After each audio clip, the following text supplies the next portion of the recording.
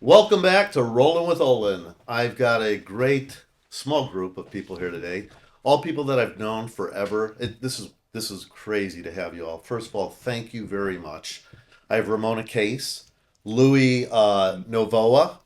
It's weird because Louie, I sometimes have a little problem with your last name, but Louie Novoa, Millette Pauley, Yes. and Jeff Olin. And here Yes. we go. Yay. I have a problem with my last name too, so it's all good. Look, thank you guys so much for coming out here. What I have today is a really special group. I am so happy to have you because being someone who has been in the background space, background casting space for years and years, and working with all of you on different, levels, um, it fascinates me always to know stories about people who have done background work and some really crazy stories, as we know, from people being in the corporate life to people being dancers from years ago, people being just, whatever, housewives and all kinds of different things going on. And then they get to this part of the industry and it becomes something completely different. So with that said, I want you guys to just take a little short brief description. Tell us a little bit about yourself. First with Ramona. Hi, I grew up in Orange County, had worked with my family's business. It was a restaurant. And then I started my own clothing boutique down in Huntington Beach, got married in my mid 30s. And my new sister in law wanted to be an actress. And she said to me, "Hey, why don't you come with me to Hollywood? Let's sign up at Central Casting, I believe it was Rainbow Rainbow, Casting. and several other places." And I said, "Me, I'm too old and I'm not a Pamela Anderson type. I don't think this is going to work for me." And she said, "Just come with me." And we signed up. And sure enough, I started getting booked. And once I started getting booked, I realized that there was a lot more out there. And it's been over 30 years now, and I'm still pursuing it. And we love that. And you mentioned Rainbow Casting. Rainbow Casting was my first company where I did Pulp Fiction and Jackie Yes. Brown and all those. So thank you. It was great meeting you then, and it's great knowing you all these years. Louis, give us a little briefness of your life. My name is Louie Novoa. I grew up in LA, went to Hollywood High School. That's where my career got started. So I was in acting and dancing on stage, and agents and managers would come and watch us perform. And that's where they approached me and they said, "Hey, get into the business." So they started managing me. I started working as a dancer on Danya Marie and all the specials. And my first union was Astra. I got into Astra. Next day, I got a part on a show for Universal. That was my first SAG card, and that was oh my God, what's the name of that show? It was Hardy Boys.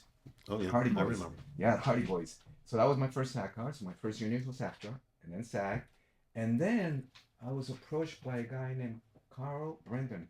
Used to be the casting, extra casting for Universal. They had their Mm-hmm. own office right across from Universal Studio. Mm-hmm. And he called me. He says, "Hey, I heard you're a dancer. I'd like to hire you for our shows." I go, "What shows? What do you do?" He goes, "You're gonna do extra work." I said, "Oh no, no." I said, "I'm a dancer. I'm an actor." I don't. He goes, "Well, this is gonna help you get your medical. It's gonna help you get your pension." Oh, really? Okay. What do I do? "I'd like to hire you tomorrow to work on your show at Universal." So I showed up. Buck Rogers, dancing. I said, "Hey, this is great." I got treated great. I was dancing. Next thing you know, you have to join the union. Another union? He goes, "Yeah, Screen Extras Guild. Yeah, If you want to yeah. do extras, this is what you do." So I joined Screen Extras Guild, and I got into business. I said, "Okay, pursuing my dancing, pursuing my acting, but I'm on day off. I'm doing extra work, and this is helping for my medical and my pension." Yeah. Well, we're going to get into all that. How many years now? 40 years. 40 years. 40 years. How many years in the union?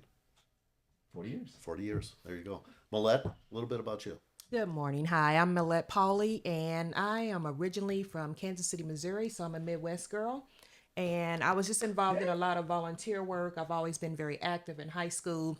I got involved with a theater group, and that started my love. I knew where I wanted to be, what I wanted to do, and it was everything entertainment. So I moved to LA, I think, believe in 2010, and started acting and just working in entertainment full time permanently. And that's where I am now, and happy to be here and loving every bit of it.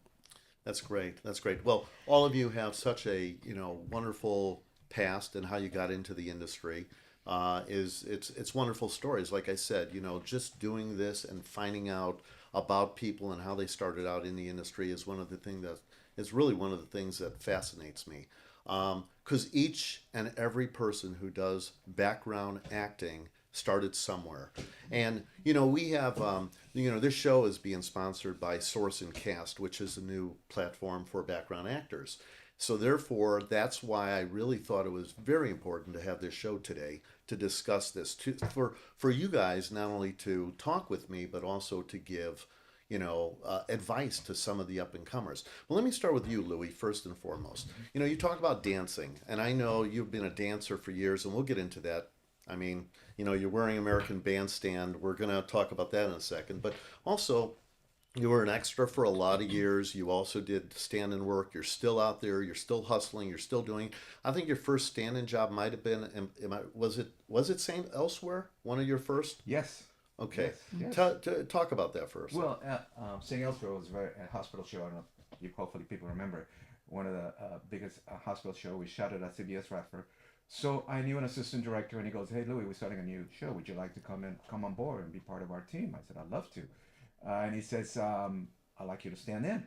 I said, "Listen, I love that job, but I got to be flexible because I'm doing my acting, I'm doing my dancing. We'll work around you. Come on board." So I started working on Sing Elsewhere, standing in, worked with Denzel Washington, a lot of actors in there. Had a great time. It was 9 years that Nice. I run standing in on that. But at the same time, when you do work on a set, you want to make connections. That's the key of this business. It's who you know. And as working there, I met directors, and directors would bring me in for reading when they were doing other shows. I go back and stand in on Sing Elsewhere. I go back doing, I was doing background too, not just standing in. I was doing background. So you can never be too proud. You have to do background work. I mean, this is for all of you. You have to do background work. You do stand-in. Sometimes you're upgraded. You got this or that or whatever. You might have a role here or there, but you go back to doing the basics, and not to cut you out here because I want to get this as a discussion here. Millette, you stood in for Vivica Fox.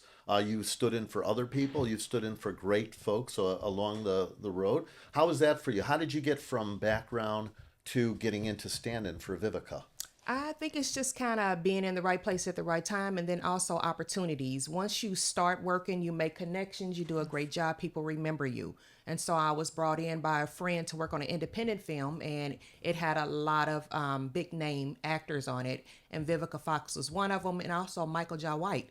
So in between being a PA, second, sometime even stepping in as first AD when it was a small area, I would stand in for Vivica and Michael Jai Okay, White. so you talk about standing in for Michael, and this is something that happens when you're a really good stand-in. The DP will allow that. Yes. But can you explain to the audience, I think a lot of people, have maybe that, misconception of if you're a female, you're standing in for a female. If you're a male, you're standing in Yeah. for a male. Can you explain why you were standing in for a male? Well, basically, if you fit the height and you're kind of, I think, also kind of similar in complexion, then you can fill in for that person. And then also being very professional also helps. If you're on point, if you're attentive, if you're paying attention, you're watching what's happening on set, you're able to move from one position to the other, then it's easy to, hey, can you come step in? Can you do this?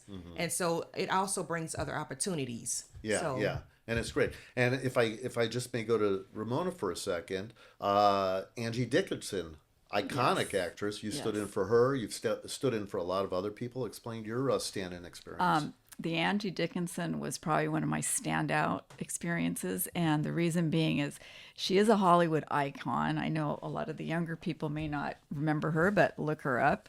And every time that they would say, for people who aren't in the business, first team are all the actors, and second team they call out are the stand-ins. And they'll always say, okay, second team out, first team in. And every time they would say that, she would tell me, thank you. Thank you for standing in for her for every scene. I had never had that happen. It was just kind of like an experience from someone who's a Hollywood icon to have said that. That was great. And also touching back on standing in for different people, I'm sort of height challenged, which has worked out. And on Medium, they had three or minors, and kind of like what you were saying is, if they're comfortable with you and if you're paying attention, it's just paying attention and being there. I was standing in for the three different little girls at all different ages, and sometimes I'd be on an apple box, sometimes I'd be on my knees. It's just like you said, you got to be able to move and go with the flow, and the more that you can do that, the more that they will call you back, or the casting person will request Yeah, request you. and you say Medium, the television show, which we were happy to cast that and cast all the background and the stand-ins, and I know you were standing in for Patricia Arquette. You also stood in for Bette Midler. You've stood Yes. in for quite a Jodie Foster. You've stood Yes. in for quite a few. So what a great, that's just great when we're able to do that. And I was a stand-in too many years ago, which is, I remember stories that we won't get into right now. But Louie, you were going to say something. Do you Yeah, I remember? was gonna just add to what she was saying. When you're standing in, and she said, paying attention, being professional, and they get to see that on you. I was able to stand in for, just like she said, kids, people that are taller than me, different color from me, and that was because the DP. I asked the DP. I said, "Why is it okay for me to stand in for this lady?" And he goes, "Listen, I need somebody that knows what they're doing. If I bring someone in here that doesn't know what they're doing, I'm in trouble."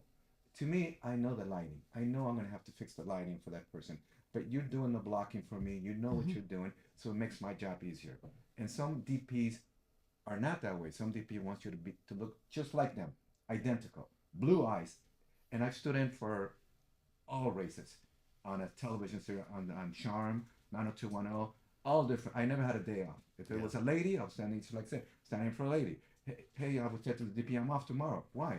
The guy's coming in, he's 7 foot. You're going to stand in for him? Me? He goes, yes. Yeah. So all DPs were different. Yeah. So it all depends who you get, but you have to be, like you said, professional, Yeah. pay attention. But standing is the key in this business as a background. That's exactly, and you couldn't have said it better because it's professionalism. If a DP knows you, and the crew knows you, they're going to probably go to you to stand in before they're going to go to somebody who's not as professional. And I'm guessing everybody has experienced that. Some of us think that it's easy. I won't say some of us, not us, not any of us in this room, but people that are, listening and watching think it's easy. And I get all the time, oh my God, I could do that. I could do this. I could do that. But it's a profession, right, Millette? It is a profession. You have to know what you're doing. What's the easiest way for people to learn? Because so many people, they just believe that they're going to come here from, I'll pick on my state, my home state, Indiana, or, other parts of California or other parts of the world. They think they're going to come here and all of a sudden they're going to make it. What's the best way for them to get acquainted with the business and learn the business, and actually not only talk the talk, but walk the walk? Yeah, I think it's important to you have to be open and humble to begin with. Leave all the egos wherever you come from.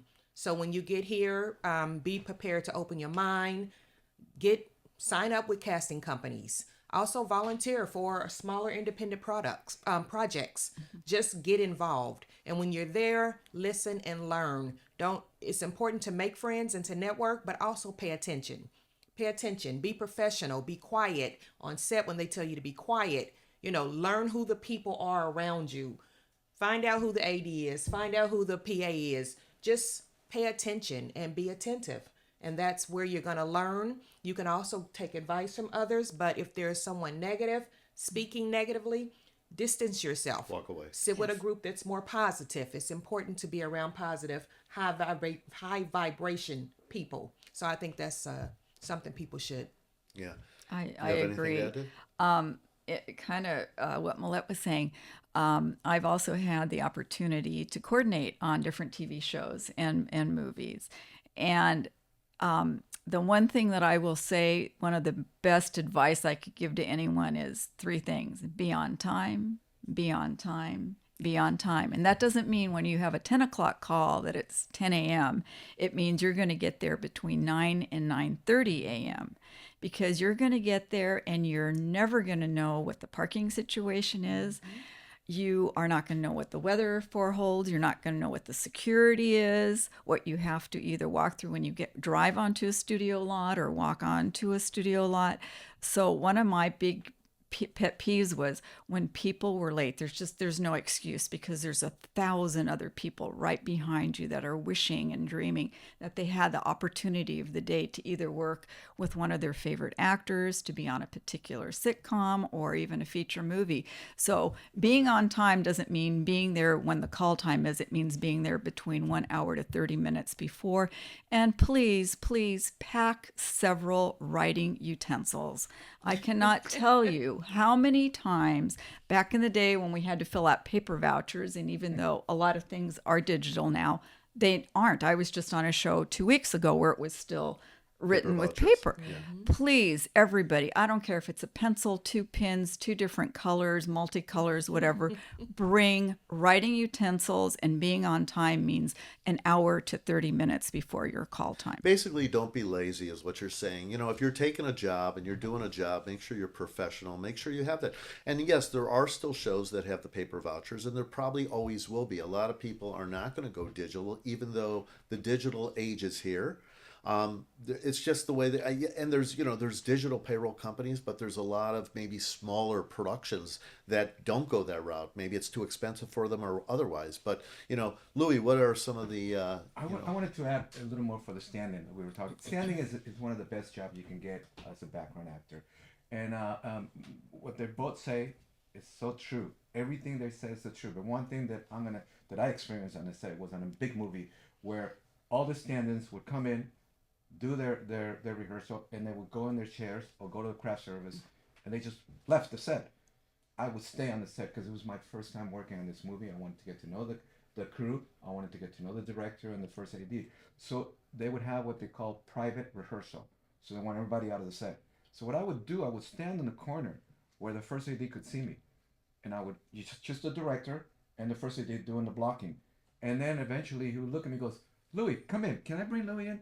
I would come in and I would rehearse with the two of them. But it was Brian De Palma who movie was Scarface. So I come in and I'm blocking the scene, and the rest of the standing goes, "How did you get to do that?" I said, "I'm not in craft service. I'm not sitting over there socializing. I'm here to work. I'm here to watch what they're doing." And one thing, being a stand-in, like Ramona said, get a note, get a piece of paper, write down the blocking, keep it in mind, because the first camera will ask you, when did he get up? When did he sat down? When did he walk? They're not paying attention because they're out there socializing. Being a stand-in is a great job, but you gotta pay attention and be professional. Most of them that I have experience with like to socialize or go to craft service. Yeah. They don't stay on set and they don't watch, and that's one of the things that I wanted to add. And because everybody asks me, "How did you get that job? How did you get the stand-in job?" And it's just it works, but it's connections. Yeah. Well, it goes back to what Ramona said, Millette, and all of you have covered. Be there early, to check in with people, because everyone on set, from the PAs to craft service to the ADs, they see you. You may not think they do, but they see you. They see you as a background actor and what you're doing. They see you as a stand-in. They see you as a potential stand-in. They see you, and the more professional you are, the better off it's going to be for you to maybe be asked back again, or possibly get a long-term job out of it, which has happened with you and you and you. It happens. You said get back, ask again. I'm just going to add this to it. It's in a movie that I worked, a big Star Trek, big movie. And the guy that hired me to stand in for was going to be killed the second week of this movie. So the rest of the standing goes to me, "It's nice working with you." I said, "Why?" "Your character, he's being killed. You're out of a job." "Really?" I had no idea. Because they kept it hush-hush, but somehow some of the standards knew. I said, so I went to the first AD. I go, "Wow, what a drag. I wanted to be through the whole run." He goes, "What's going on?" I said, "My guys." So later on, my last week that I thought it was going to be my last week, the first AD comes and goes, "I just want to ask you, you're going to stand in for that guy. The stand in for that guy, we don't like him. We don't like the way he's been standing in. So starting Friday, you're going to come back." And that's the, I said, "Really? Does he know?" He doesn't know. Nobody knows. Keep it hush hush. But that's what happened. So when it came to Friday, they were told me he's not back. They told me I was back. And the president goes, "How did you do that?" I said, "I didn't do anything. I was just doing my professional job." So I stood in for the whole movie. It came out of nowhere. But like you said, they're keeping an eye on us. They're watching us. They're watching, everyone's watching. And, there's stand-in, there's photo double, there's all kinds of different things that they're watching for you. And they get back to us, the casting directors. They're going to be on the phone with us in 2 seconds and say, this person's good, that person, this, and they're going to tell us whether they're good or bad, whether we should bring them back or maybe keep an eye out for them. It's a tricky business, but let's face it, it is about, who politics, being out there, being professional and doing everything you can. Now, there's, we talking about stand-in, and we're talking about, background here. Let's just go back a little further. Millette, when you came out here, you quit a great job at ESPN to pursue your dream of becoming an actor, being in the business and being in entertainment and production and acting. What goes through someone's head when you get a job with ESPN where you could have been, set for many years to come, and then you change direction? Right. It was again, just from the beginning, just in high school, just track and cheerleading and band and just drama club, just always being involved in, then also being a volunteer for every walkathon, everything going on, moving to theater, and then I ended up going to college for radio, TV, and film. What college? I went to Howard, the real HU, Howard University. Yeah. So just being involved in all of that, learning, doing table reads, from a book to casting people and just seeing a production come to life. It was just the fuel. It was everything I needed. I lit up with above everything else. Although I had a corporate America job, it just wasn't fulfilling. So in my spare time, on my vacations, I would do anything that had to do with production. And so it was just, I lost my train of thought. Where were we Well, that's going with okay. this? No.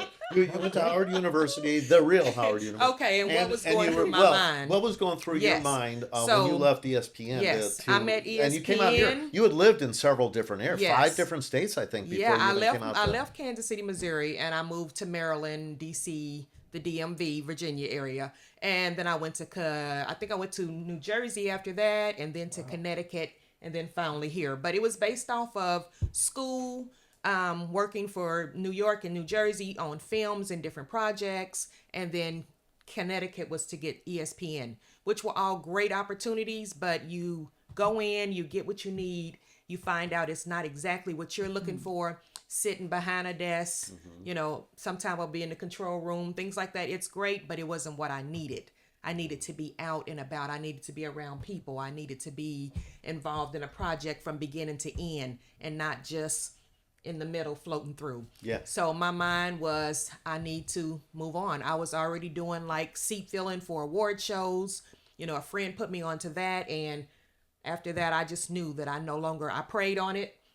And Well, you were doing seat filling for award shows, but now, so many years later, obviously you're still involved, but now you're involved more in production. On the So production you're on the side. production Yes. side of these shows, Yes. these live shows. Yes. I know, I know your good buddy Salon, who does the same thing, but you do it a lot, and to go from being a seat filler, maybe you can explain to people what a seat filler is. well, first seat of all. filler is basically an individual that comes in doing an award show, and you sit in the front half of the theater or wherever the event is, and when the talent, a celebrity gets up, you fill in that seat so that it's always filled. It always looks like the room is full.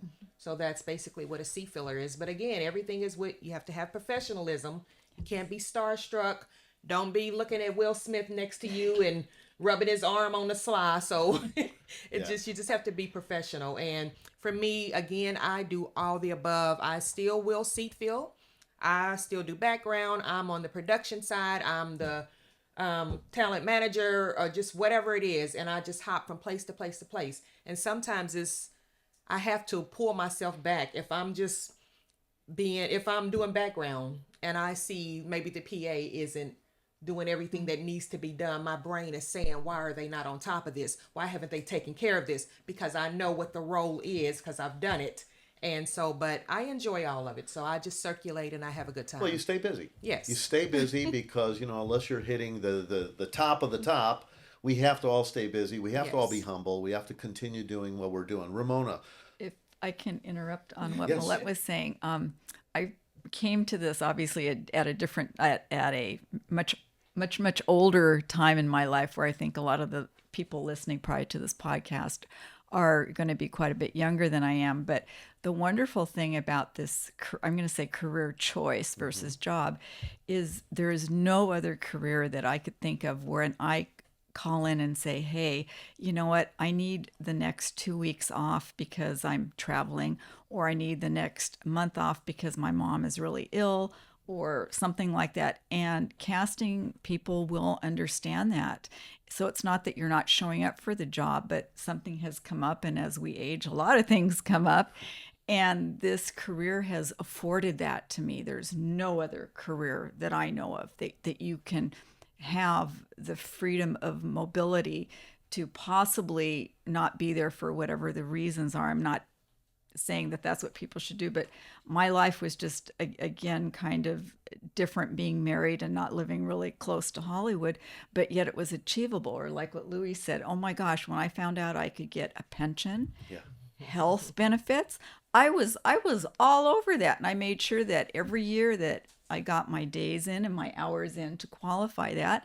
And now I'm working, but I'm also enjoying the pension. Yeah. And I mean, my friends laugh at me. They go, you tell us all these stories about shows or jobs you've done, and all of a sudden, like I said, it's exciting to get the pension check. So that Yeah, happens. Well, maybe I should have stayed in acting, and but instead I got into casting. But anyhow, it's great. And the other thing that I just want to add to that is that anybody can do this. You don't need to be in a union. Whereas, there are a lot of unions in the industry, but you don't have to be. You could be a non-union extra, or as we call it now, background actor, pretty much anywhere in the country and pretty much anywhere in the world nowadays. So you can do it. You just have to look into it and, do your homework. Now, going back, I want to go back with you, my friend. Okay. Louie, Louis has done, like everybody else has had his hand in all kinds of different areas. We were all younger watching Louis. I know I was watching him. Didn't know it was Louis that I was watching, but I was grooving out to all the music of American Bandstand. And this was in 1972 to 1979, the year I graduated high school. Oh, wow. 1979, I still had American Bandstand on. Louis was there. Louis, tell us about American Bandstand and go a little deeper, your relationship with Dick Clark.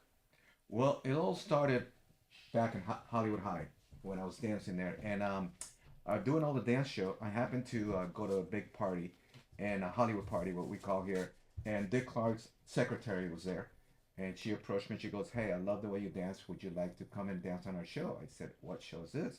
She goes, "It's called American Bandstand." I said, "Oh, I've heard of it. I'm already dancing on a local show called The Real Down Still here." He goes, "Thank you so much." And she goes, "Do you know American Bandstand is national? It's bigger than the local show you're doing." I said, "I know, but I'm having fun. Can I send you an invitation anyway? Can I get your information?" I said, "Sure." So she got my information. Month later, I get this letter. So classy. I open it up. Dick Clark Production would love to have you. I go, wow, how can I say no? Yeah. I said, oh my God, because the other show was just giving us tickets, and I said, oh my God. So I called the number. Yeah, I'm so and so. I got the invitation. Yes. Would you like to come? Yes, I would. So my name was put on the list. I went to CBS, where Grey's Anatomy's filmed. That's on where the I same grew up, stage. on that studio, CBS Center, ABC Center studio. ABC, yeah. And Prospect. A Prospect, Yeah. exactly. That's where I grew up. So I went there. I was all jazzed. It was bigger studio than where I was working at. And when I went in, the secretary approached me right away. "Come here, I want you to meet Dick Clark." I was like, wow. I was in awe, and I'm going, wow. Wow. So Dick Clark goes, "Thank you for coming. Please do what you can do and show us what you can do." So they play the music. I started dancing. Cameras were all over me.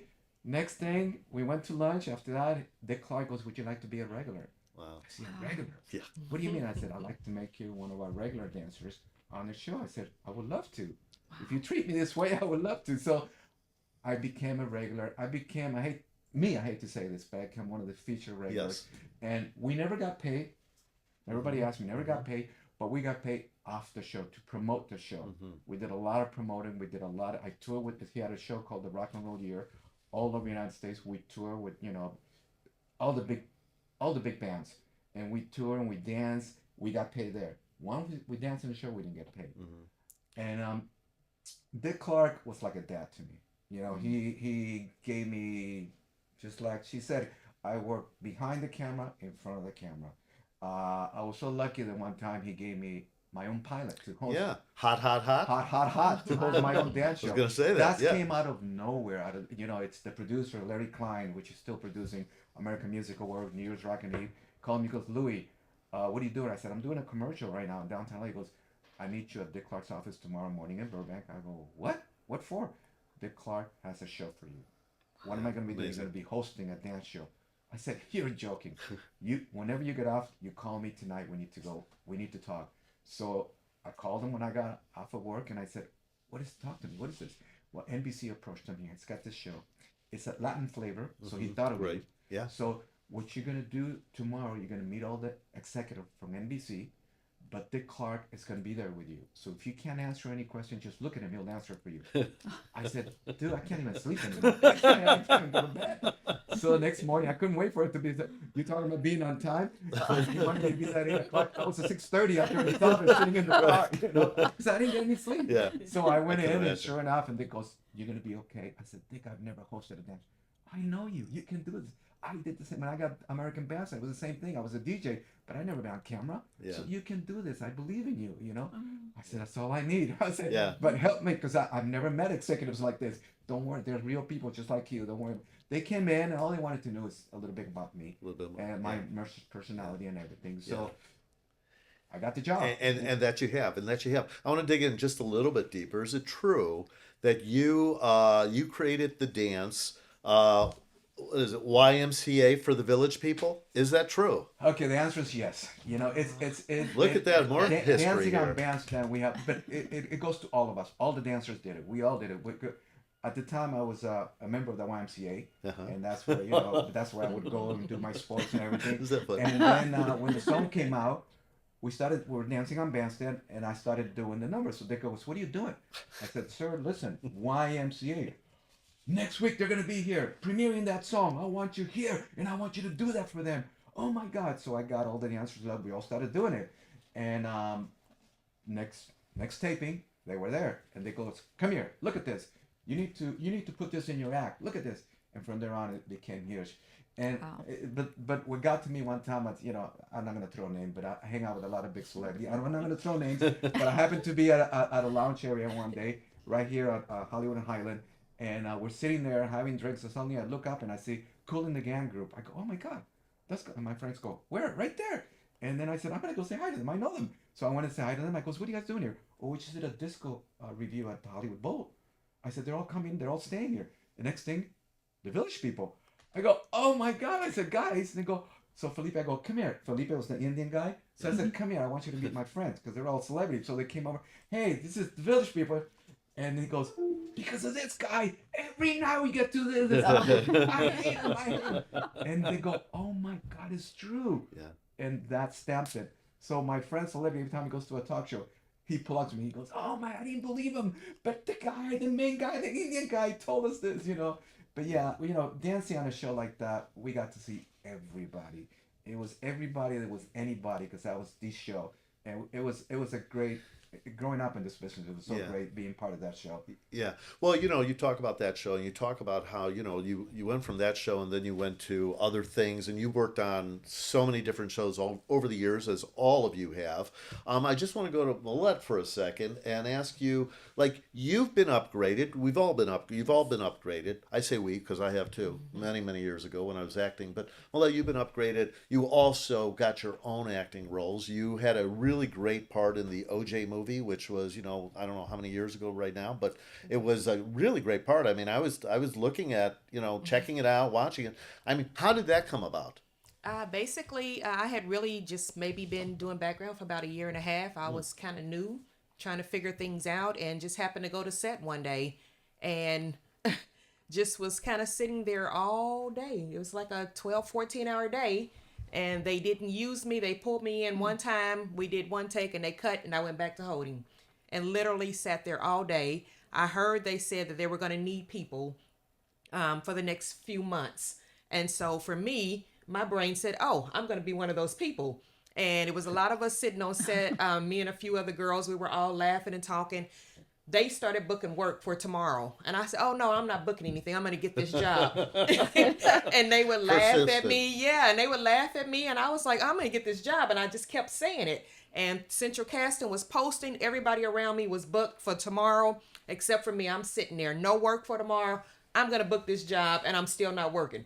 Finally, the one of the PAADs or someone came in, and he started picking people, pulling people out of their chairs and taking them outside. And before he got to the door, he turned around and he came back and pointed at me from afar. He said, you, come with me. And when I went outside, he said, we need people for the next 3 months.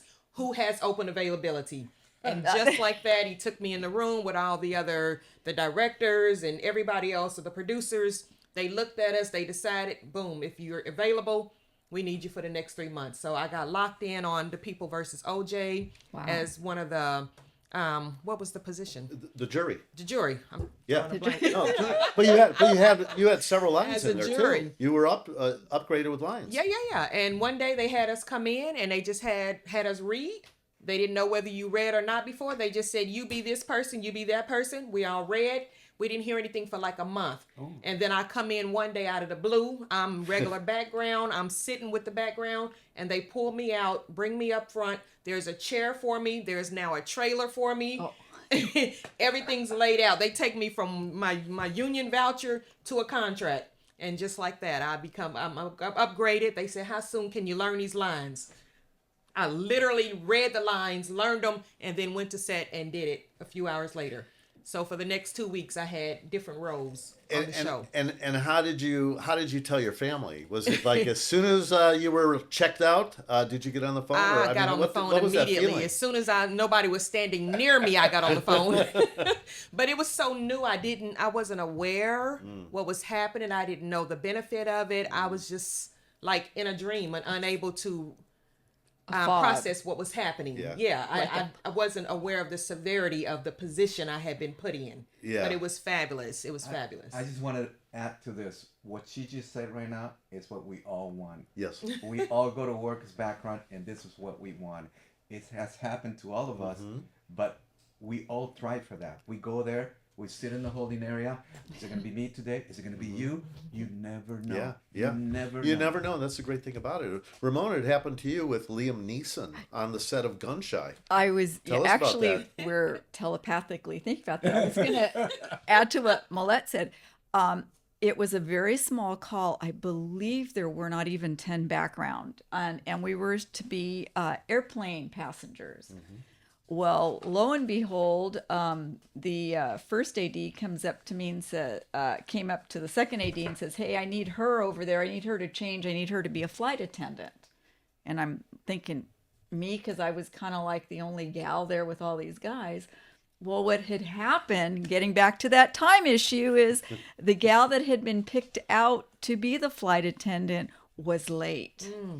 And you know how it is in show business. Every second, every minute is money, money, money. And I got to be the flight attendant. A little older flight attendant, but that's okay. They could change it up. Absolutely. And I got upgraded with Liam Neeson, and that was quite exciting. And then he introduced himself to me, and I was just like, yes, I know who you are. I was frozen. I didn't know what to say, but it was very exciting. And yeah, those things happen. So now I'm going to upgrade. So now I'm going to one of my upgrades in a commercial, not in a TV or in a movie. So it's commercial with background actors. It's a hospital scene, and there's only 5 backgrounds. That's all. And the AD goes, you guys are going to be a short day. You'll be out of here by 11 a.m. I said, wow, it was a beautiful day. We're all thinking what we're going to do for the rest of the day. And it's only about 10:30 comes over and goes, guys, you're all wrapped except you. And he points to me. I said, me? Why me? I want to go home. And then everybody goes, they're all laughing at me. They're getting their clothes together. And I'm bummed. I said, oh, damn it. I thought I was going to have a short day. And the AD goes, you're becoming an actor after lunch. I said, excuse me? He goes, you're being upgraded after lunch. So the rest of the background goes, what? They put their clothes down. They go, why him? Clients, they picked him. So they all went home, just like what happened to you. Come over here. Here's your trailer. You got to go to makeup. And I'm going, is this really happening? It's really happening. So I go up there, I go to makeup, I go to wardrobe, I come back, we go to lunch. After lunch, I come back, and I notice that they let all the backgrounds go. We're in a little office, and what I'm doing, I'm playing a doctor, and we're looking at the monitor, and it's a brain scan of a little boy, and we're just, one actor sitting down, I'm standing, and another actor. They had too many girls. Mm-hmm. They wanted to put another male. This is what I found out, and they picked me. But the girl that downgraded, they made her do crosses. Mm. I was like, that's not right, Yeah. Well, we let the rest of the background. Now that we're going to open the door, we need to see somebody. We can't send her home. Mm-hmm. I said, oh, that's so sad. But that was my bit. The director comes to me, congratulations, this is going to be national. It's General Electric. Wow. Mm. I go, so what do you mean? You're going to make some bucks on this. Yeah. Yeah. Cha-ching. Can I throw Yeah. the name that I'm going to... Please throw it. Yeah. So we're talking about upgrade. We're talking about what every background wants. When this commercial finished, I made $60,000. Wow. But again, what happened was it ran for a few years, like 4 years, and it was taken off the air. Mm-hmm. When it was taken off, I cried like a baby. I cried. I said, your commercial's gone. A year later, it wants to come back, so Yeah. they call me. Talent partner calls me from New York and says, remember that commercial you have running? They want to bring it back. And he goes, are you still with the same agent? I go, no. Don't call your agent. I'm going to send you the contract. You'll be back on it and you're going to make the money. You don't have to give money to anyone else. So I hung up the phone. I sat there thinking about what he was saying. I said, I'm going to call SAG and talk to a lawyer and find out about this. So I called him. I said, listen, I got a question. I had a commercial that was running for a long time. They want to bring it back, and they're telling me not to talk to my agent, that I can do this negotiation with them. What do you advise? You're calling for advice. Yes, sir. Hang up the phone right now. Call your new agent. Let him negotiate a new contract. I go, what? Do it right now. So I called my new agent. He got so excited. General Electric, oh my God.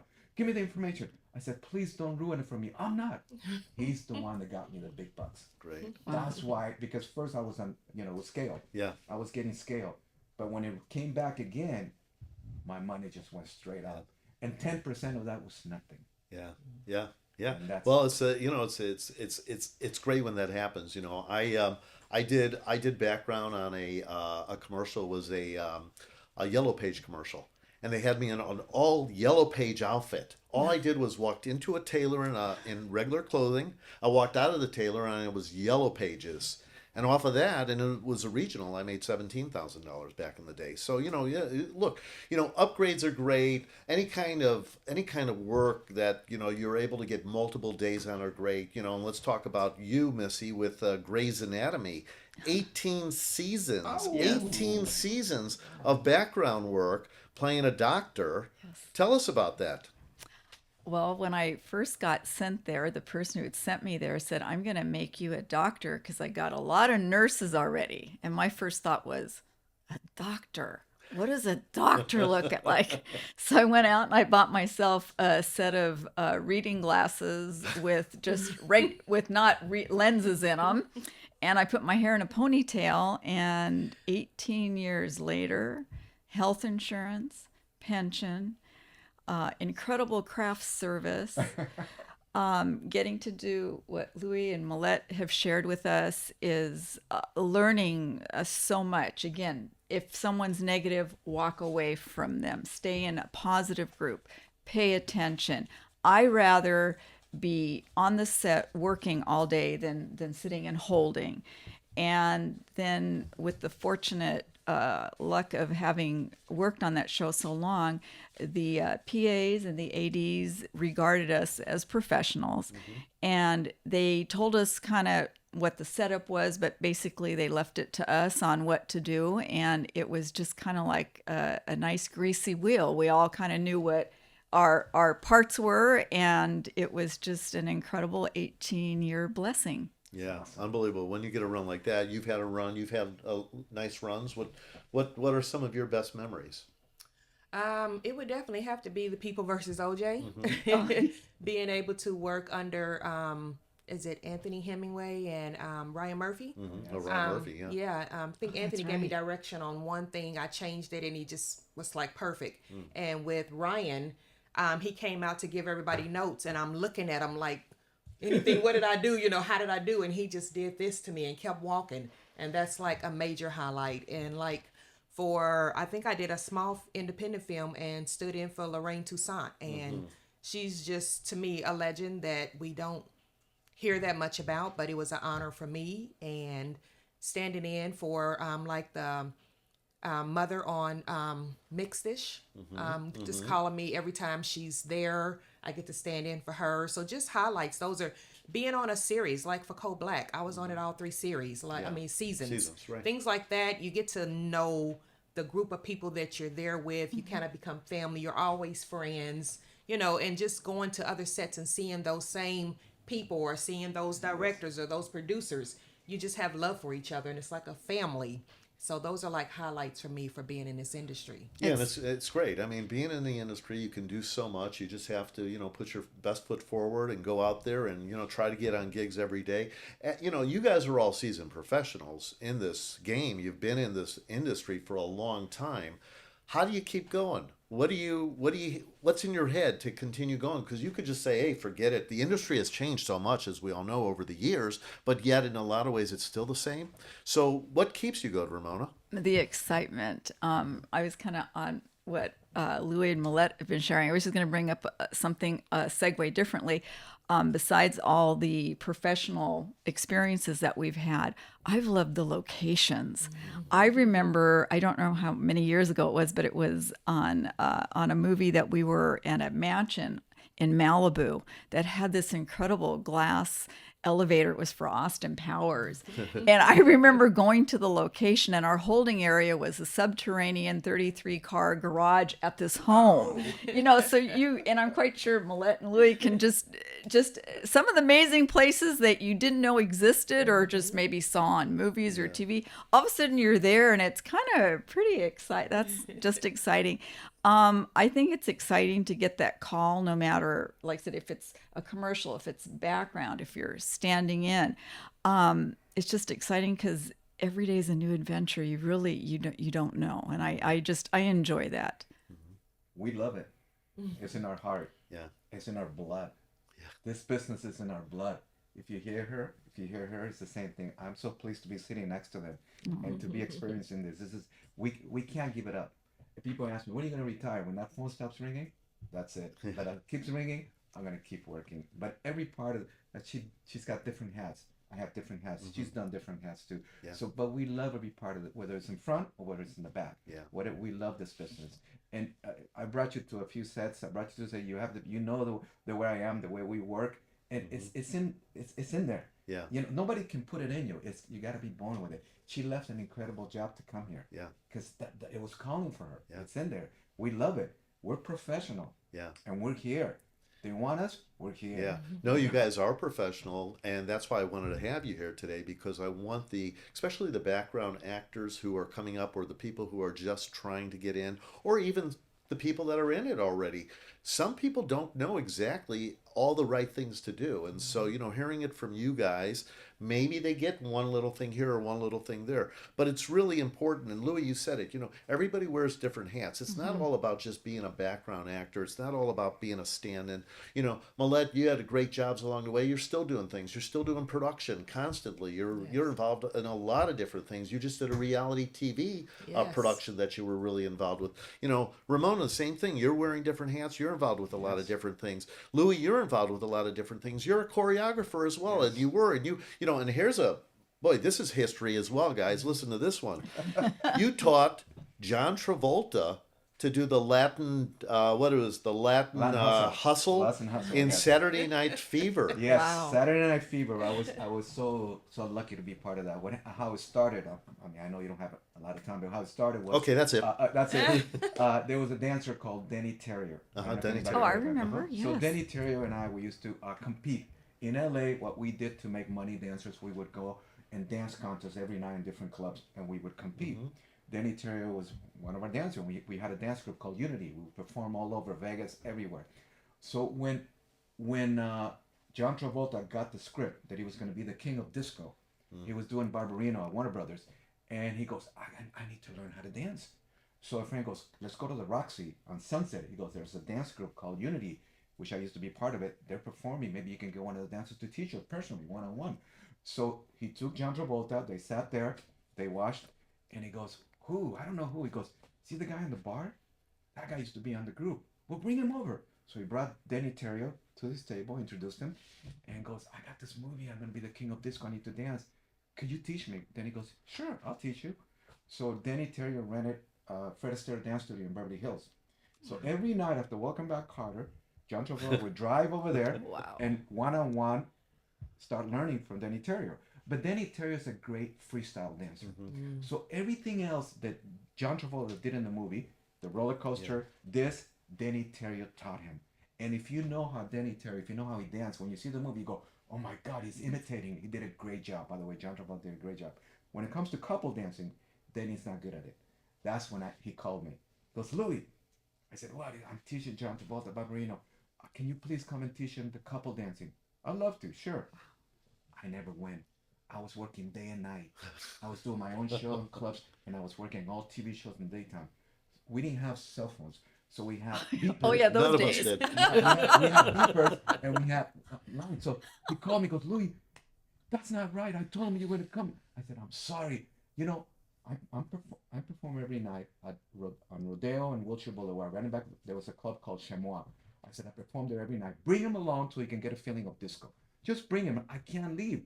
He goes, when do you want? Bring him tomorrow night. So so I'm dancing and I look at the door and I see, oh my God, Barbarino. There's Barbarino. So I point to him. I said, this boots, my boots, sit over there. So watch it. So I'm dancing, whatever. I finish my routine. I go over, introduce myself. He goes, this is Louie. I see you every Saturday. Oh, Louie, I know who you are. Please teach me how to dance, please. I said, I would love to. I sorry I haven't been able to. So I grabbed him. I grabbed the girls dancing. I said, come on, let's start right here on the dance floor. And I started teaching him. And then I decided that's when it pumped me up to go to the dance studio and teach him. So I taught him all the couple dancing you see in the movie is what I taught him. Yeah, it's amazing. And Danny Terrio out of that movie got the show Dance Fever. Yeah, he hosted his own dance. It's just amazing. I mean, when I see that about people that I know, and I start looking at all of your guys' past, it's just like it blows me away. And that's again, that's why this whole show has come about, and everything about it, and it's so fun to do this. Hey, good, Jeff, so let's keep going. I've just made an executive decision here. Yes. We're doing a documentary on Louie. Yeah, I like it. I would watch it. I would watch it. I like it. Right. I Millette, like are it. you in? I'm No. in. Yes. Everything she I had to like say and it. everything they had to say. I like no. it. Okay. Film it? Yeah. Oh yes. He'll definitely be on. Okay, so look, Louie, you talk about like in the old days where we just had the beepers, right? I mean, how everything has changed. I mean, the beepers, we would get beeped, and I was acting back in those days too, and we'd have to run to a set, we'd have to find a spot to park, you'd have to get on the payphone, call the agent, this and that, whatever, what have you. Okay, so that was the past. Now we're in the future. I want just a little quick thought on each of you about the future of this industry, because let's face it, it has changed tremendously. We know AI is coming eventually, other different things. I mean, that's why, I was walking the picket line. I saw a couple of you out there on the picket line, several days. I'm still an actor, even though I'm a casting director, a podcaster, this and that, what have you. But it's really important to find out from those of you who have been there for so long what your thoughts are about the future. Let's start with Millette. Well, I'm apprehensive. I understand AI has been here and it's been around for a while. It just hasn't been so in our face. And I just have a lot of mixed emotions about it. I'm going to have to move ahead with the times. It's not going to stop just for me. So I don't know. Right now, my mind is that it may not be the best thing in our career for us, and how it's going to take some of our jobs away. And but there's so many other parts of entertainment. For me, there is with production. So So AI might be in other areas of production that might help you, but as far as with background work, I think it's going to that'll take some away away. some jobs. Yes, I do. So I'm a little apprehensive about it, but again, it's not something that I can control. So I will learn what I need to learn and get in where I fit in. Okay, let's go to the other nice lady in the room. completely agree with Millette. We hear things on the news, we read things in the Hollywood Reporter, we get texts from our fellow actors. I personally also feel it's going to be a challenge. It's definitely out there. Things are changing in production. I'm saying if you want to be an actor and be in this world, in this craft of what we've experienced, you got to step up. You got to be more professional than ever before because I believe jobs will be unfortunately eliminated and what we were out there striking. So I think whatever you're considering, studying, practicing, just give it more than you've ever thought you had to give because Do I it think now. it's going to be a little more difficult than how a lot of us got our foot into the situation that we are now. I want to add something to that, and then I want to get to you, Louie. But you're saying the exact things that I have been saying for so long. You're talking about, people need to get with it now, and with if they want to be actors, if you just want to be background, you better know all the technology across the board to be able to do it and do it quick and be professional. But if you want to be an actor, you should take dance, you should take singing, you should take juggling, whatever it takes, have as many different possible careers because especially Yes. if you're an actor, they're going to be asking you to do this or that or whatever. It happens all the time. And the more that you know, the better off it's going to be for you to build on your career. Louis, what do you think about the future? I agree with both of them. It is the hardest thing to get work right now. As a background actor, as a dancer, as a choreographer. I just had a big meeting last night for a big musical that I'm trying to choreograph, and it is. I looked at in the room all the biggest choreographers right there. They're all unemployed. They're all out there for one job. It is the hardest thing right now for every type, whether you're a background actor, dancer, singer. It is tough. Hollywood is tough nowadays, and it's tough to make it. It's tough to pay our rent. It's tough to survive. It's called we're our survival. We're hanging in there, but we know what we want. We know how to do it. We are perfect. The newcomers, they have to step up. They have. She's right. They have to do it. And even doing background is not as easy as it used to be. Even trying to get one job is not as easy. Most of us work because of connection. Yes. This whole business has been built on it's a foundation. When you build a house, you build a foundation. We build our connections, and our connections keep working. We keep working. Our connections stop working, we don't work, because the new generation's coming up. They don't know us. I go sit on the set there, and I don't know anybody. But the Yeah. AD brought me in, and I listen to them, and I'm going, that's not right. They don't have the right information. Who's Yeah. telling them that? And it's sad, but I can't speak up and say, hey, you got it wrong. It's sad. It really is sad. They need to do their work. They need to do their study at whatever it is, learn it. So when you get on the set, you're prepared, and hopefully you'll stand out, Yes. and you'll get. Yeah.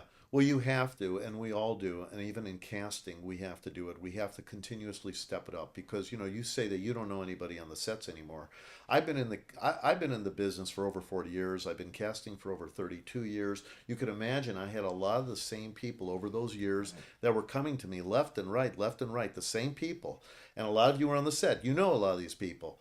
Those people, a lot of them are retired, or unfortunately, a lot of them have, left. And then COVID. And then COVID happened, and then or they've left the area, and I primarily work in Los Angeles.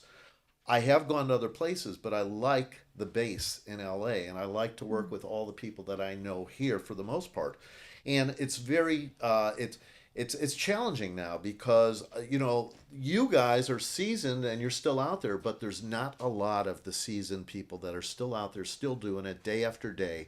And so I applaud you, all three of you, for continuously being strong, staying in the business. I've done the same thing, and those of us that are in the business and have that passion, or as you said, Louis, the blood in our veins, we keep going with it.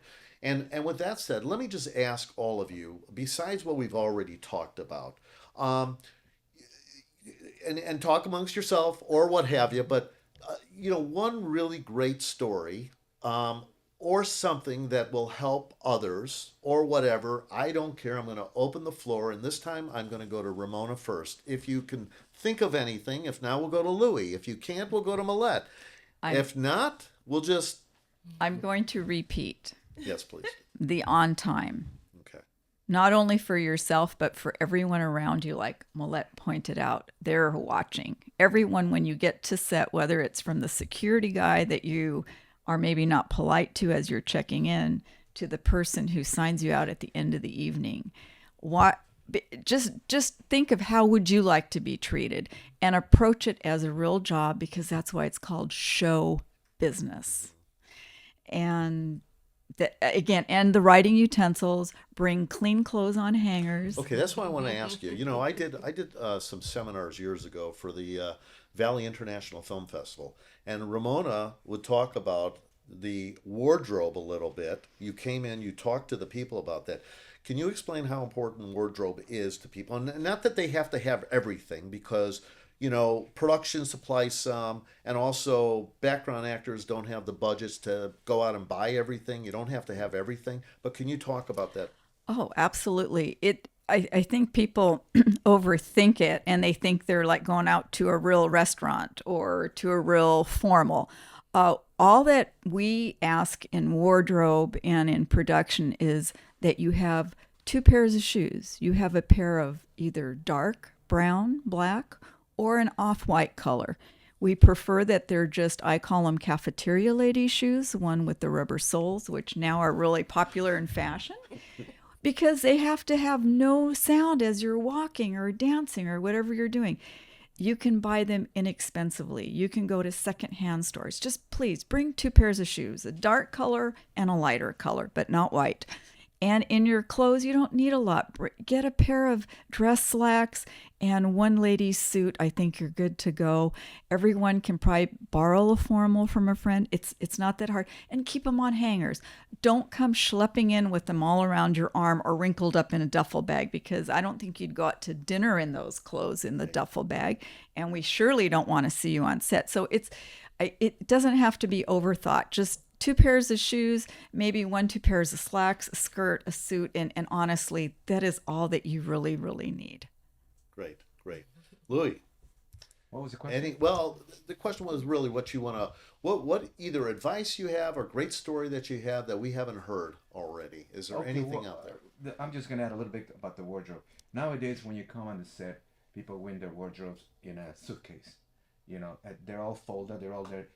In our days, we brought it hanging, pressed nicely, and when you hang it up in the wardrobe, people would come and look at it. It would be nice. What I see right now is they open the sluggish and everything is all. I'm going, oh my god, you know, that's so unprofessional. It's like an unmade bed. Yeah, exactly. You know, when you come to set, hair, everything, be prepared. You know, can you see what all the shirts you have? They're all hanging. They're all nice pressed. I don't open my suit, but see, that's the new generation. I don't know who's teaching them how to come to the set non-prepared, and that means a lot. Like she said, the wardrobe means a lot. Another thing that I want to add about people that want to get into this business or be part of this business is be nice to everybody. Yes. You never know who's sitting next to you. You don't know, and it's gonna hit you back later on if you open your mouth the wrong way or if you say something the wrong way, because there's a lot of people are related to somebody, and you know. Like she keeps saying, be on time. And there's no name tags when you're on set, right? Like Right. Louis saying, yes, you honestly never know if you're sitting next to the producer's wife or you don't know. And I can tell you that has happened. So That's right. That is the number one. You know, and we've both seen it. We've been on set. And nowadays, like I said to you, when I go on set, I don't know anybody. Yeah. I'm lucky if I know one person, it's like, oh, Yeah. you know, back in the day, we were family. Yes. It's like I love going to the set because, oh my God, yes, you know, we had a great time. Nowadays, I go to the set and I sit there and I go, okay. I listen, I watch, and it's so sad what I see because whoever's training these people is not. I don't know if you guys feel this way, but I wish we had a class that you can teach them how to. Well, we are. It's starting right here now. There you go. Okay. But my advice to everybody out there, you know, if it's in your blood like it is in ours, and if you really want to pursue this business, you know, do your homework and be nice to people, be on time, bring your wardrobe, your best wardrobe, listen, and everything that they both said, I agree because I've lived it. And so my advice to them is listen to what we're saying, take it all in, study it, use it, and hopefully your career will go. That's so important to hear because it goes back to something I said earlier. There's a lot of people that they just think they're the best no matter where they're coming out from. And they'll listen to this podcast and they'll still do it their own way. And we're trying to teach them. But they have to understand and wake up. We have, between all of us here, I'm guessing we've been in the business about 75 years. So honestly, yeah, more probably. So honestly, if you're listening to this podcast or you're viewing it, please understand, and I'm talking to the camera right now, please understand these are all seasoned professionals, as I am as well. So let's get it right. Understand we are not trying to trick you, we are trying to help you. With that, Millette, any other thoughts to that? Yeah, I'm gonna piggyback and talk about the wardrobe situation. Recently, I was on a video, and they wanted wardrobe, so I took all these looks. Like I literally put different blouses on a hanger, hung them across the door. Was all white. Sent them pictures. Sent them all the pants or skirts, all in pictures. All the shoes, pictures. They had so much to choose from. They were excited. In the meantime, it was 60 miles away. My car died, so I had called to cancel. They called me back. No, we want you. We will send an Uber for you. Wow. So I don't know if I was the ethnic woman they needed, or it was the wardrobe, or it was a combination of both. But what I'm saying is by being professional, they Ubered me 60 miles each way to participate in this video. You So were to end this- appreciated. Thank you. To end this, I just want to say in this industry, I've said this from the beginning. To me, every day it's like I'm opening a new gift. I never know what's in the box. I never know where I'm going, who I'm going to see, what I'm going to do, what experience I'm going to get. But it's a gift for me every day that I wake up. And if I can open that gift and go to set, I'm ecstatic. If I don't get to open, if I'm not going to set, the package literally is sitting there. And it's that Christmas anticipation that you can't wait to open this gift. So that's what the industry is for me. I love it, all the ups, all the downs. I say put in it what you want out of it. Well, I'll say this. The three of you right here in front of me, I'll piggyback you. You're all a gift. Thank you for what you do. Seriously. Thank you for being professional. You guys are what the industry is all about. And continue doing what you do. And I hope that everybody that's listening and, as I say, watching us knows that we are just trying to help. And we have stories, and they will too. They just have to get into it. And one more thing about, wardrobe. The wardrobe department wanted you because you were professional. Yes. That's what it was. And the bottom line is when you show up and you have the professional clothing for wardrobe, because wardrobe is one of the biggest factors for background. When you're asked to bring your own wardrobe and you bring it nicely, like, like you guys are saying, on hangers, and it looks beautiful, wardrobe department sees it, and you're not just bringing that one thing, you're possibly bringing other outfits. Wardrobe's looking at that. Guess what wardrobe's doing? They are calling us in casting. They're saying we want this person back throughout the movie as much as possible. They're going to production saying the same thing. And so therefore, guess what? You're getting more work out of it. Don't just go with the clothing, as you say, fold it up, looking like an unmade bed, because you're going to not only not come back tomorrow, you might even leave that day, because you are not professional enough to stay. And therefore, I want to thank all three of you tremendously. This has been a lot of fun. I hope you agree. Yes. And we'll do it again sometime. This is just great. Now, I want to just say this. This business was not built in a day, right? It's like Rome. It takes time. You've got to get out there. You got to make sure that you have your little things together to go to set. You got to make sure that once you get to set, you're professional. You got to make sure that once you leave set, you're professional too. And that's what it takes. It's, it all comes together, and that's what makes Hollywood so interesting, so fabulous. That's why we stay in the industry, because we're all passionate about it. And it's a gift to have the three of you. Again, thank you very much for rolling with Olin. Hey. Thank you, Jay. And we're going to do this again. And on that note, thank you, the audience.